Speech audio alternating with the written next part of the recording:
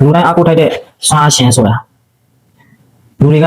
ဒီလူရှိနေရင်စိတ်ချရတယ်လို့ခံစားရစေတဲ့အချက်ပါအဲ့ဒါမှစွမ်းအားရှင်စစ်တာကျွန်တော်တို့လူမှုအတိုင်းအဝိုင်းထဲမှာပေါ့နော်စွမ်းအားရှင်တွေတယောက်မဟုတ်တယောက်လိုအပ်ပါတယ်ကျွန်တော်တို့မိသားစုတွေမှာလည်းလိုအပ်တယ်ကျွန်တော်တို့ကြေးရွာရက်ကွက်မြို့နယ်နေရာတိုင်းမှာစွမ်းအားရှင်လိုအပ်ပါတယ်ပြောရရင်တော့အောင်းဆောင်နိုင်မှုစွမ်းအားပေါ့စွမ်းအားရှင်ပေါ့တာဝန်ယူတာဝန်ခံနိုင်မှုရှိတဲ့ယုံကြည်အားကိုးတိုက်တဲ့စွမ်းအားရှင်ပေါ့ဒါကြောင့်ဒီနေ့ကျွန်တော်စဉ်းစားပြီးတော့ပြောချင်တာကလူတိုင်းအားကိုးတိုက်တဲ့စွမ်းအားရှင်ဖြစ်ဖို့အားလည်းလိုအပ်တယ်အားလုံးမင်္ဂလာပါကျွန်တော်ဦးချစ်ဖြစ်ပါတယ်လူတိုင်းကစွမ်းအားရှိတဲ့လူလို့ပြောတဲ့အခါအတန်ဟင်းဟင်းကြီးနဲ့လူလားယာတို့ကြီးတဲ့လူလားဒါမှမဟုတ်စီးစိမ်ဥစ္စာပေါ်များပြီးချမ်းသာတဲ့လူလားလို့မေးကြပါလိမ့်မယ်ဒီနေ့ကျွန်တော်ပြောချင်တာစွမ်းအားရှင်ဖြစ်ဖို့ကြီးရတယ်မလိုအပ်ပါဘူးလူတိုင်းအားကိုးထိုက်တဲ့စွမ်းအားရှင်ဆိုတာလူတွေကဒီလူရှိနေရင်စိတ်ချရတယ်လို့ခံစားရစေတဲ့အချက်ပါအဲ့ဒါမှစွမ်းအားရှင်စစ်တာကျွန်တော်တို့စွမ်းအားရှင်ဖြစ်ဖို့နံပါတ်1ဘာလိုအပ်လဲလို့ဆိုရင်ကိုယ့်ကိုယ်ကိုဥဆောင်နိုင်ဖို့ပါကိုယ့်ကိုယ်ကိုဥဆောင်နိုင်ဖို့ဆိုရင်ကိုယ်စကားနဲ့ကိုယ်လုပ်ရတိုက်ညီလားပြောတစ်မျိုးအလုပ်တစ်မျိုးလားကိုပြောထားတာနဲ့လုပ်တာနဲ့တိုက်ညီပြီလားဒါတစ်အချက်အနေနဲ့စဉ်းစားရမှာပေါ့နော်နေရွှေညရွှေလားပေါ့ဒါလည်းကျွန်တော်တို့စဉ်းစားရလို့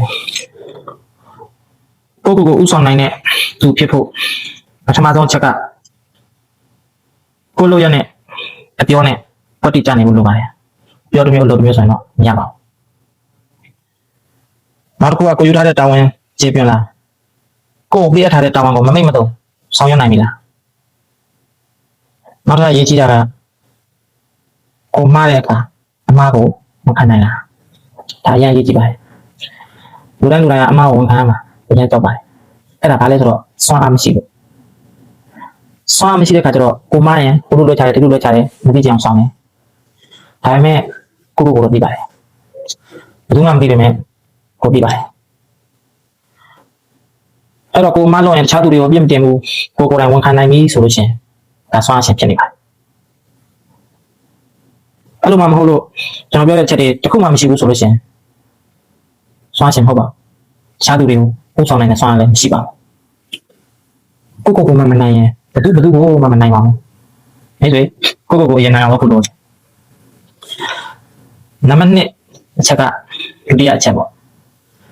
family leadership ကိုမိသားစုကိုဥဆောင်နိုင်ခြင်း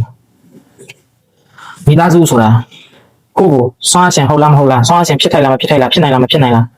ပထမဆုံးစမ်းသပ်တဲ့နေရာပါကိုမိသားစုကကိုအရင်စမ်းသပ်ပါတယ်အဲ့ဒါဘာလဲဆိုတော့ကိုမိသားစုထဲမှာပြဿနာတွေရှိလာမယ်အရေးအကြောင်းတုံးလာမယ်အခက်အခဲတွေရှိလာမယ်အဲ့လိုရှိလာပြီဆိုရင်ကျွန်တော်တို့ကရှင်းသွားနေထွက်ပြီးတော့ကာကွယ်ပေးနိုင်လားရှင်းသွားနေထွက်ပြီးတော့ဖြည့်ရှင်းပေးနိုင်လားဒါမှမဟုတ်ကျွန်တော်တို့ထွက်ပြေးလားဒါအရေးကြီးပါတယ်ကိုယ့်ရဲ့စိတ်ခံစားချက်ကိုဦးစားပေးပြီးတော့ကိုမိသားစုအခက်အခဲကိုကိုမိသားစုရဲ့အကျိုးကိုဦးစားမပေးနိုင်ဘူးကိုယ့်ရဲ့စိတ်ခံစားချက်ကိုစိတ်အဆင်မပြေတာကိုပဲဦးစားပေးနေမယ်ဆိုရင်စွမ်းအားရှင်မဖြစ်ထိုက်ပါဘူးကျွန်တော်တို့မိသားစုထဲမှာဆိုကြပါစို့မောင်နှမ2ယောက်ရှိတယ်။သားမိသားဖ4ယောက်ရှိတယ်။လိုပဲခက်ခဲရှိတချို့ຢာတွေကမိဘတွေကဥဆောင်တာရှိတယ်။တချို့ຢာတွေကျတော့လည်းသားသမီးတွေကဥဆောင်တယ်။သားသမီးတွေကဥဆောင်တယ်ဆိုတာမိဘတွေကအရွယ်လွန်သွားပြီပေါ့။သူတို့ပြောသမျှလည်းမောင်ညာတော့ဘာလို့လဲဆိုတော့သားသမီးတွေကလောက်ကကျွေးမွေးနေရပြီဆိုတဲ့အခါမိဘတွေကအလိုလိုပါကျသွားတယ်။အဲ့လိုဖြစ်လာရင်မိတ်ဆွေကိုမိဘကိုဘယ်တော့မှနိုင်နေကြမဆက်ဆံပါနဲ့။ကိုရင်ငယ်ကနေကျွေးမွေးပြုစုဒီလိုမျိုးနေထားဖြစ်အောင်ပထမဆုံးဖန်တီးပေးခဲ့တာကိုယ့်ရဲ့မိဘပါအဲကြောင့်ကျွန်တော်တစ်ဆက်တည်းပြောချင်တာက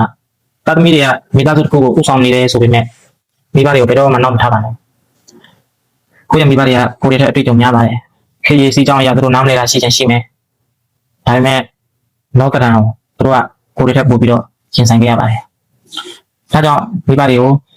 ဘယ်တော့မှမပြစ်ပေးပါနဲ့ကိုမိဘတွေနဲ့ကိုတိုင်ပင်မှာရည်စရာမောစရာလေးဖြစ်ကိုယ့်ရဲ့အခက်အခဲကိုရည်စရာမောစရာအဖြစ်မိဘတွေနဲ့ထည့်ပြီးတော့ပြောပါမိတွေအကျိုးရှိပါလိမ့်မယ်အဲ့တော့အဓိကကိုမိသားစုတွေကိုမှကိုကမဟုတ်ဆောင်နိုင်ဘူးကိုမိသားစုကို အရှိအကြောင်းကိုမိသားစုပြဿနာအောင်မှကိုကမဖြေရှင်းနိုင်ဘူးဆိုလို့ရှိရင်ခုံပြောရရင်မိသားစုကမှကိုကိုမယုံကြည်ရှားသူတွေကလည်းမယုံကြည်ပါဘူးကိုမိသားစုကကိုကိုယုံကြည်လာတဲ့ဒီနေ့အပြင်လူတွေပါယုံကြည်လာပါလိမ့်မယ်နောက်တစ်ချက်ကနံပါတ်3ချက်ပေါ့နော် community leadership ရက်ကကျွေးရအဖွဲ့အစည်းတွေအတွက်မှာစွမ်းအားရှင်ဆိုတာဘယ်လိုလူမျိုးလဲအညစ်အကြေးမှုတွေရှိလာတဲ့အခါမိတုံးမိရှုံမိလုပ်တယ်လို့မဟုတ်ပါဘူးမိငင်းပြတယ်လို့ပါကိုရက်ကွက်ထဲမှာညှဉ်းပန်းမှုဖြစ်မယ်ပြဿနာတုံးတရားပေါ်ပေါက်လာမယ်ဒီလိုမျိုးဆိုရင်ကိုကမိလောင်ရနေမပြတ်မှာမိငင်းပါမိငင်းပြနိုင်တယ်လို့ဖြစ်ရပါမယ်မတရားတွေ့တဲ့အခါမျှတတဲ့ဘက်မှာရည်တည်နိုင်ရမှာအဲ့လိုမှမဟုတ်ရင်ကျွန်တော်တို့ဘယ်တော့မှဆွမ်းအားရှင်ဖြစ်ပါဆွမ်းအားရှင်မဖြစ်ထိုက်ပါ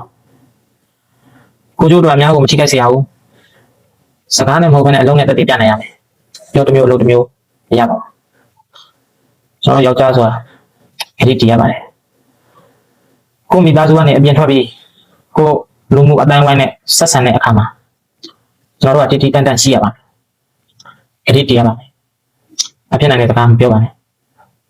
ကိုပြောထားတဲ့အတိုင်းဖြစ်အောင်လုပ်ပါဒါမှလူတွေကကိုယ်ကိုယုံကြည်မှာပါ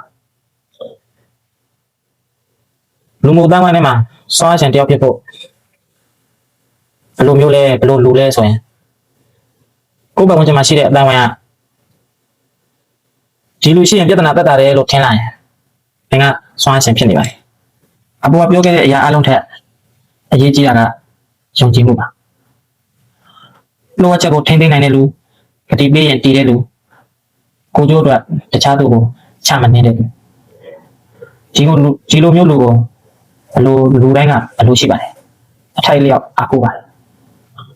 စွမ်းအားဆိုတာယာတုအာနာမဟုတ်ပါဘူးယုံကြည်မှုပါလူတိုင်းအားကိုးတိုက်တဲ့စွမ်းအားရှင်ဆိုတာလူတိုင်းကယုံကြည်ရတဲ့သူပဲဖြစ်ပါတယ်အဲ့တော့ချုပ်ရလို့ရှင်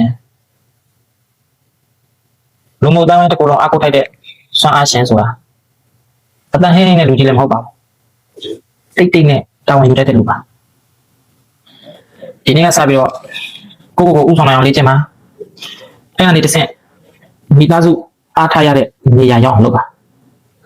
လူမှုတိုင်းဝိုင်းအတွက်ယုံကြည်ရတဲ့လူတယောက်ဖြစ်အောင်နေပါအဲ့ဒီနေရာစပြီးလူတိုင်းအကုတ်ထိုက်တဲ့စွမ်းအားရှင်ဖြစ်နေပါလိမ့်မယ်ကျွန်တော်ကလူတယောက်စွမ်းအားရှိဖို့စွမ်းအားရှင်ဖြစ်ဖို့စဉ်းစားပြီးတော့ရက်30ပလန်ကျွန်တော်ဆွဲထားပါတယ်ဒီလိုမျိုးစွမ်းအားရှင်ဖြစ်ဖို့ဘာတွေလိုအပ်လဲလို့အဓိကထားပြီးပြောပြမှာဖြစ်လို့နေ့စဉ်ကျွန်တော် day 1 day 2 day 3ကျွန်တော်တင်ပေးပါမယ်အားလုံးကျွန်တော်နဲ့အတူတူလေ့လာရင်လူတိုင်းစွမ်းအားရှင်ဖြစ်အောင်ဘယ်လိုစူးစမ်းကြမလဲဆိုတာအတူတူခရီးဆက်ကြပါစို့ကျေးဇူးပါ